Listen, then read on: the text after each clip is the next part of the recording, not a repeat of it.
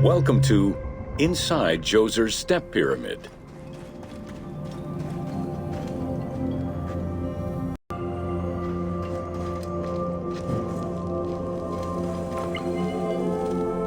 The architect of the Step Pyramid, Imhotep, was a man of great importance to Pharaoh Djoser and ancient Egyptians in general.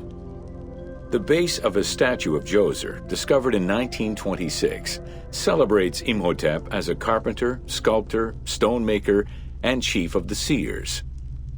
Little is known of Imhotep's day-to-day life. While he is credited for writing medical texts, it is for his role of architect that he is most famously known.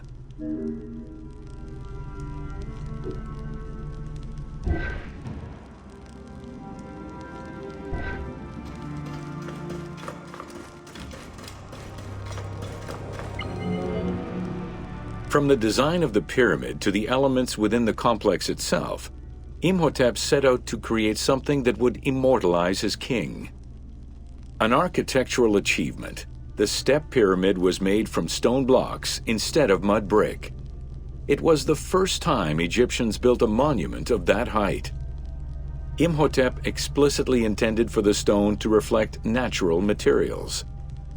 The funerary complex of Djoser remained famous throughout the centuries and millennia, and its great architect, Imhotep, was deified by ancient Egyptians during the late period.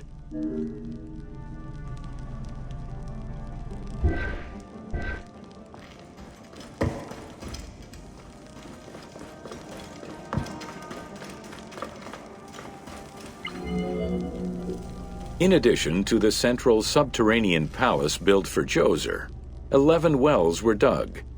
Each went to a depth of 33 meters and connected with a horizontal gallery extending for about 20 meters. The first 5 galleries were intended for members of the royal family.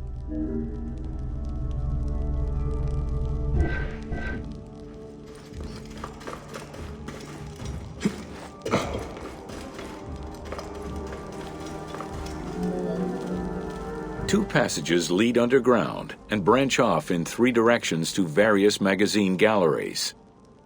This vast underground space accommodated sections for storage and ceremonial offerings. One of the tunnels, starting on the east side of the pyramid, contained 40,000 stone vessels, many of them belonging to the king's ancestors.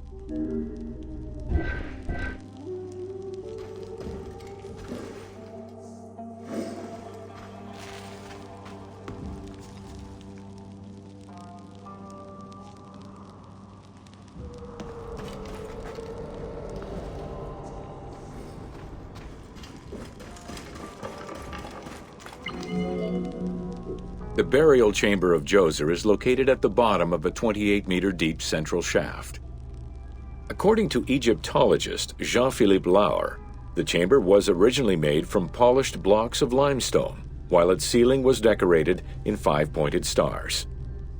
At some point, however, the limestone blocks were replaced entirely by pink granite blocks, leaving behind only fragments of limestone blocks decorated with stars.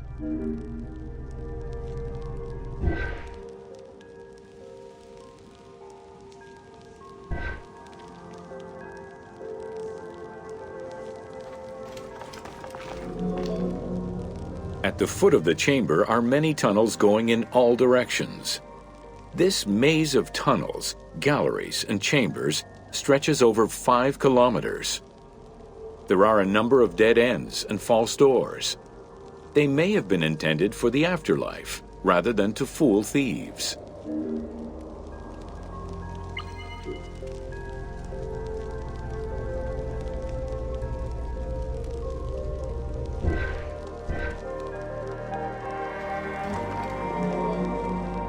Unlike the Great Pyramid of Giza, or Menkaure, the Pyramid of Djoser does not have any extra openings dug out by thieves. There was no need for them. Because of the easy access into the tunnels and along the corridors, thieves had little trouble clearing out the temples once inside. It is unknown when the mummy of Djoser was stolen. All that remained was a left foot, found by French Egyptologist Jean-Philippe Lauer in 1934. This architect, who devoted his whole life to meticulously exploring the complex, believed it belonged to Djoser.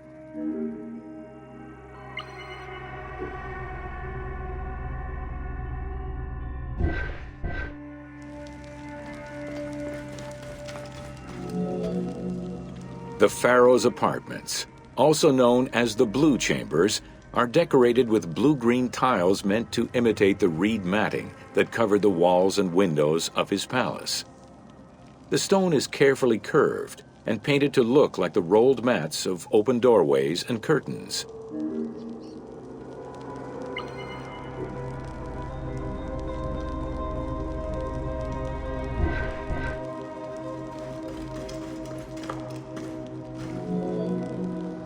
There are two long rooms running side by side along a north-south axis. The south room has false doors separated by stone panels, while the north room is a corridor which allows access to side chambers. Nearby chambers originally housed the pharaoh's treasures.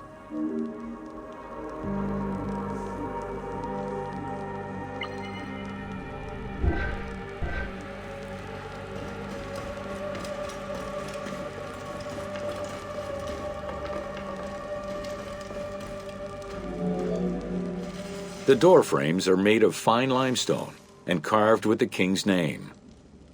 As in the south tomb, reliefs are carved into the doorways. These reliefs show the king performing rituals and visiting divine sanctuaries for all eternity.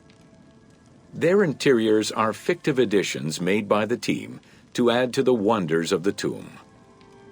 It is clear from the elaborate detail and scale of the complex that this funerary monument was a technological marvel of its time.